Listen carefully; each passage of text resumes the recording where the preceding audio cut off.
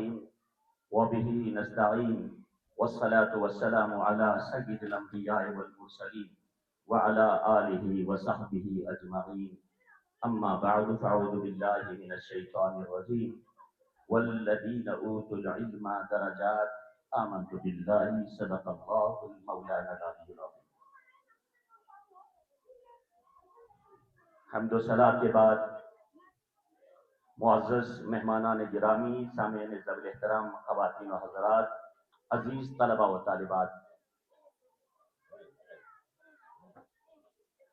اس school کو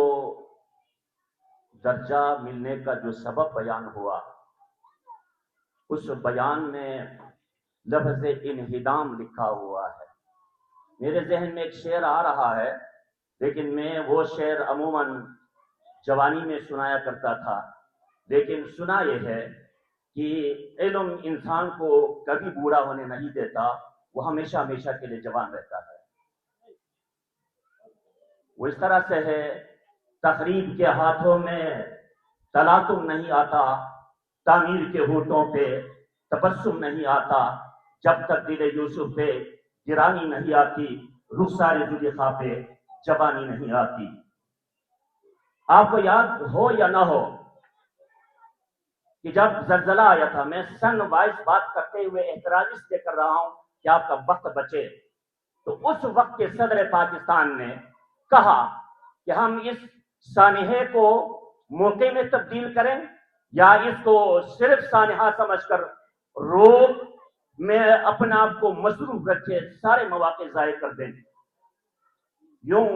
دوبارہ تعمیر کا کام ہوا. میری نظر اس وقت اس سکول کی اس تاریخ پر ہے جس میں لکھا ہے سکول کا قیام 12/11/1984. اس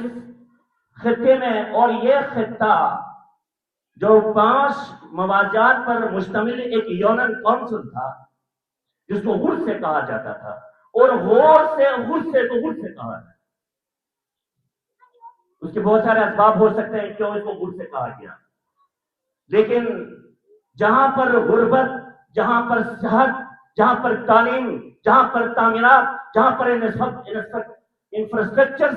ان تمام کی کمی کا اگر تقابل کیا جائے تو شاید یہ ہمارے یونین کونسل ٹاپ پہ آ جائیں. شاید اس کتاب کی ادراک کریں یا نہ کریں. اور اس لفظ 84 سے آغاز کرنے کا ذاتی مطلب یہ ہے، آپ تمام جو یہاں پر اہل علم ہیں، مجھے بڑی خوشی ملی جب اخوان محمد غلام حسن صاحب نے گفتگو فرمائی. مجھے لگا کہ میرے جمعوں کے خطبوں سے کچھ سیکھیں تو یا نہ سیکھیں، لیکن بہت سارے لوگ مقرر بنتے ہوئے نظر آ رہے ہیں. یہ اس زمانے کی بات تھی کہ ایک ریگستان تھا، ایک صحرا تھا، جہاں مٹی اڑتی تھی، ریت اڑتی تھی، کوئی حشر کا میدان کا سا سما نظر آ رہا تھا کہ یکایک ایک آواز ان دنوں میں جو لوگ رہتے تھے انہوں نے بلند کی کہ ہم بھی کوئی سکول کھول کر یہاں پر اپنے سکول میں اپنے بچوں کو بھیج سکتے ہیں. تو الحمدللہ والمنہ اپنے گھر کا سب سے بڑا کمرہ جو اس وقت کے اس شخصیت نے اپنی ضرورت کے لیے بنایا تھا، اور مجھے پتا ہے کہ اس کمرے کو بناتے ہوئے کن مشکلات سے وہ شخصیت گزری. کہا کہ اس عمارت کے اندر ہمارا سکول بن جانا چاہیے. میں ثبوت کے طور پر آج اس دروازے پر لکھا ہوا وہ مکتوب لے کر آیا ہوں کہ اس غاچی تھم جس کا راکب اور محرک عبدالکریم شہاب صاحب ہے. وہاں سے یہاں پر سکول کی تعمیرات کا آغاز ہوا، اور الحمدللہ والمنہ یہ بھی ہمیں اعزاز حاصل ہے کہ اسی طرح جب سرموں میں سکول کا معاملہ آیا، یہ 80 کی دہائی سے پہلے کا معاملہ تھا کہ وہاں پر بھی جب سکول بنانے کے لیے لوگ تڑپ اٹھے تو اس وقت بھی الحمدللہ والمنہ اس شخصیت نے اپنے پاس موجود اس زمین کے ٹکڑے سے وہاں پرائمری سکول بنایا. اور الحمدللہ والمنہ اس وقت یہ ضلع گانچے میں نہ صحیح تو کم از کم مشبرم کے بہت ہی اعلیٰ ترین تعلیمی اداروں میں شامل ہے، جس کے ہیڈ ماسٹر اور پرنسپل جناب غلام مہدی صاحب کا فرزند جناب عمران مہدی صاحب اس ذمہ داری کو نبھا رہے ہیں۔ اللہ کا فضل و احسان یہ ہوا کہ اس تعلیمی سفر میں تعطل تو ضرور پیدا ہوا ہے، تساہل پیدا ہوا ہے، سستیاں آئی ہیں، دیر سے کام بنا ہے، لیکن کام بن چکا ہے۔ میں کام کے بننے پر آپ تمام کو جو یہاں موجود ہے مبارکباد پیش کرتا ہوں۔ تقریر میری ختم ہو گئی، تقریر ختم ہو گئی ہے، آپ اس کو تمہید بھی کہہ سکتے ہیں، لیکن چونکہ ہم تعلیم کے فروغ پر کام کر رہے ہیں اور تعلیم ہی ہمارا زینہ ہے، ہمارا درجہ ہے، ہمارا مرتبہ ہے، ہمارا مقام ہے، ہماری سکونت ہے، ہمارا ٹھہراؤ ہے، ہمارا اگر زندگی میں کوئی مقصد ہے تو حصول علم ہے۔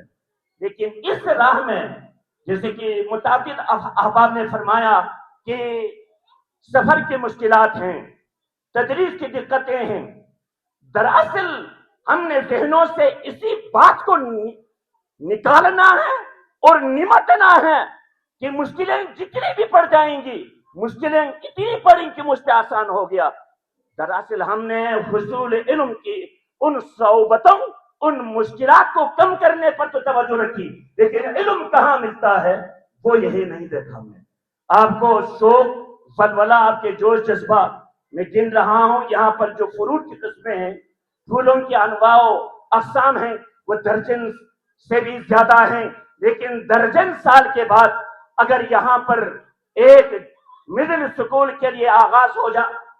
ہونا قرار پایا ہے تو خوشی کی لہر تو مجھے ایسا لگ رہا ہے کہ یہاں پر یونیورسل پرائمری ایجوکیشن کی کوئی یونیورسٹی بن رہی ہے۔ اس سے آپ کے اشتیاق، ولولہ، جوش، جذبے کا اندازہ ہو جاتا ہے۔ لیکن میں خطبوں میں بھی، مختلف تقریبات میں بھی یہ کہتے ہوئے تھک چکا ہوں، بلکہ میں کبھی کبھار اپنے آپ کو مار دیتا ہوں کہ کوئی بات سننے والا نہیں ہے۔ طلباء اور طالبات کے حوالے سے جو شکایتیں اس وقت ہیں، ہم نے اس کا پورا ملبہ یا تو ٹیچر پر ڈال دیا ہے، یا تو ہم نے ایڈمنسٹریشن پر ڈال دیا ہے، یا تو ہم نے ایجوکیشن ڈپارٹمنٹ پہ ڈال دیا ہے۔ ہم نے اپنا کو آزاد کر رکھا ہے، نہ ہوم ورک، نہ لباس، نہ یونیفارم، نہ وردی، نہ کاغذ، نہ قلم، نہ چھٹی، نہ ڈیوٹی۔